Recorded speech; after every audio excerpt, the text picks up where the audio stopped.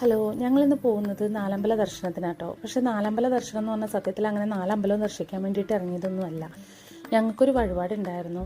അത് നമ്മുടെ ഉദയംപേരൂര് തൃപ്പൂണിത്തറ ആമയുടെ അമ്പലത്തിലായിരുന്നു കേട്ടോ. അവിടെ കുറേ നാളായിട്ട് നേർന്നിരിക്കുന്ന ഒരു വഴിപാടായിരുന്നേ. അത് കഴിക്കാൻ വേണ്ടിയിട്ട് എല്ലാവരുടെയും സൗകര്യം എല്ലാവരും ഒത്ത് വന്നപ്പോൾ ഞങ്ങൾ അങ്ങനെ ഒരു ദിവസം അങ്ങ് ഇറങ്ങിയതാട്ടോ. വെളുപ്പിന് ഒരു 4 മണിക്ക് ഞങ്ങൾ വീട്ടിൽ നിന്ന് ഇറങ്ങിയിട്ട് 5 മണിയോടുകൂടി ഞങ്ങൾ അമ്പലത്തിലെത്തിയിട്ട് 1 മണിക്കൂർ യാത്ര.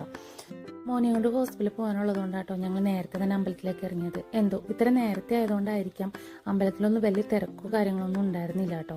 പിന്നെ എന്തൊക്കെയോ അമ്പലത്തിൽ പണികളൊക്കെ നടക്കുന്നത് കൊണ്ടാവാം ഞങ്ങൾ കയറിയതൊക്കെ അപ്പുറത്തെ സൈഡിൽ കൂടെ, ഫ്രണ്ടിൽ കൂടി കയറിയെങ്കിലും അതിൻ്റെ അകത്തേക്ക് കയറണമെന്നുണ്ടെങ്കിൽ ബാക്ക് സൈഡിൽ കൂടിയൊക്കെ വേണം കയറാനായിട്ട്. എന്തായാലും ഞങ്ങൾ പെട്ടെന്ന് തന്നെ തൊഴുത് അവിടെ നിന്ന് ഇറങ്ങി കേട്ടോ. ഒരു 5:45 ഞങ്ങളുടെ തൊഴുതിറങ്ങി. അപ്പം നോക്കിയപ്പോൾ കായലിൻ്റെ സൈഡായതുകൊണ്ട് നല്ല ഭംഗി കേട്ടോ അവിടെയൊക്കെ കാണാനായിട്ട്. സൂര്യൻ ഉദിച്ചു വരുന്ന സമയമായതുകൊണ്ടാവാം എന്തൊരു ഭംഗിയായിരുന്നെന്നറിയോ. കുറേ നേരം ഞങ്ങൾ അവിടെ നിന്ന് ഫോട്ടോസൊക്കെ എടുത്തിട്ടാട്ടോ പിന്നെ ഞങ്ങൾ അവിടെ നിന്ന് ഇറങ്ങിയത്. ഇറങ്ങിക്കഴിഞ്ഞ് പോകുന്ന വഴിക്കാട്ടോ പൂർണ്ണത്രയീശ ക്ഷേത്രം കണ്ടത്. ഞങ്ങൾ ഇതുവരെ കേട്ടിട്ടുണ്ടെന്നല്ലാതെ ഇതുവരെ അവിടെ കയറി തൊഴുതിട്ടില്ല. ഏട്ടൻ പറഞ്ഞാൽ പിന്നെ നമുക്ക് ഇവിടെ ഒന്ന് കയറി തൊഴാം, എന്തായാലും വന്നതല്ലേ എന്ന് വിചാരിച്ചിട്ട് ഞങ്ങൾ അവിടെയും കയറി തൊഴുതു. പെട്ടെന്ന് തന്നെ പുറത്തേക്ക് ഇറങ്ങി പ്രസാദമൊക്കെ വാങ്ങിയിട്ട് ഞങ്ങൾ അവിടെ നിന്നു. പക്ഷെ എന്ത് ഭംഗിയായിരുന്നെന്നറിയോ അവിടെ കാണാൻ വേണ്ടിയിട്ട്. ഇത് കൊട്ടാരത്തിൻ്റെ ഭാഗ്യം കൂടിയാണ് ഈ അമ്പലം. ഹിൽ പാലസിൻ്റെ ഭാഗമായിട്ട് വരും ഈ അമ്പലം. പണ്ട് രാജാക്കന്മാർ വന്നിരുന്ന അമ്പലമായിരുന്നു എന്നൊക്കെ പറയുന്നുണ്ട്. അവിടെ ചെന്നപ്പോഴാണ് ഞങ്ങളത് കാണുന്നത്. ഞങ്ങൾ ഇതുവരെ കയറാത്തതുകൊണ്ട് ആദ്യമായിട്ട് കയറിയതുകൊണ്ടായിരിക്കാം നല്ല ഭംഗിയായിരുന്നു. ഞങ്ങൾക്ക് ഒത്തിരി ഇഷ്ടപ്പെട്ടു കേട്ടോ. അത് കഴിഞ്ഞിട്ട് പിന്നെ ഞങ്ങൾ അവിടെ നിന്ന് തന്നെ വേഗം ഇറങ്ങി. പിന്നെ ഞങ്ങൾ കൊടുങ്ങല്ലൂർ പോകാനുള്ളതുകൊണ്ടായിരുന്നു കേട്ടോ. ഞങ്ങൾ പെട്ടെന്ന് തന്നെ ഇറങ്ങി.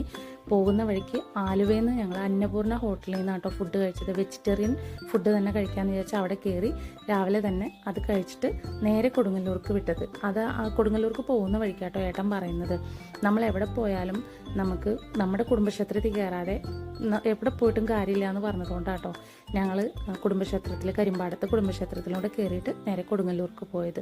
കൊടുങ്ങല്ലൂർ എത്തിക്കഴിഞ്ഞപ്പോഴേക്കും ചെരുപ്പ് ഊരിയിട്ട് നിൽക്കുന്ന സ്ഥലത്ത് മുല്ലപ്പൂക്കാരനെ കണ്ടു കഴിഞ്ഞപ്പോഴേക്കും എനിക്ക് സത്യം പറഞ്ഞാൽ എൻ്റെ കിളി പോയി. എനിക്ക് മുല്ലപ്പൂ എന്ന് പറഞ്ഞാൽ പ്രാന്ത.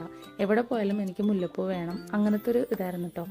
ഇതിന് വേണ്ടിയിട്ടൊക്കെ ഒരുപാട് ഞാൻ പിണങ്ങി നടന്നിട്ടൊക്കെ ഉണ്ട്. അത് ഏട്ടനെ അറിയാവുന്നതുകൊണ്ട് ഏട്ടൻ അവിടെ നിന്ന് വേഗം 2 മുഴം മുല്ലപ്പൂ വാങ്ങി 1 മുഴം അവൾക്ക് വേണമെന്ന് പറഞ്ഞു അവൾക്കും കുത്തി കൊടുത്തു. ഞങ്ങൾ നേരെ അമ്പലത്തിലേക്ക് കയറി. അമ്പലത്തിൽ ശരിക്കും പറഞ്ഞാൽ ഇവിടെ കൊടുങ്ങല്ലൂർ അമ്പലത്തിൽ ഏറ്റവും പ്രധാനപ്പെട്ട വഴിപാട് വാളം ചിലമ്പ് എടുത്ത് വെക്കില്ല കേട്ടോ. നമ്മുടെ ദേഷ്യം മാറാനൊക്കെ വേണ്ടിയിട്ട് ഞാനും എടുത്തു വെച്ചിട്ടുണ്ടായിരുന്നു വാളം ചിലമ്പൊക്കെ. ഏറെ നേരത്തെ പരിശ്രമം കൊണ്ടിട്ട് 4 തേങ്ങ ഒരുപാട് തപ്പി നോക്കി എടുത്തു. ഞങ്ങൾ അകത്ത് കയറി തൊഴുതിറങ്ങിയപ്പോഴാണ് വെടിവഴിപാട് കാണുന്നത്. ദേവിക്ക് ഇഷ്ടപ്പെട്ട വഴിപാട് വെടിവഴിപാടാണ്.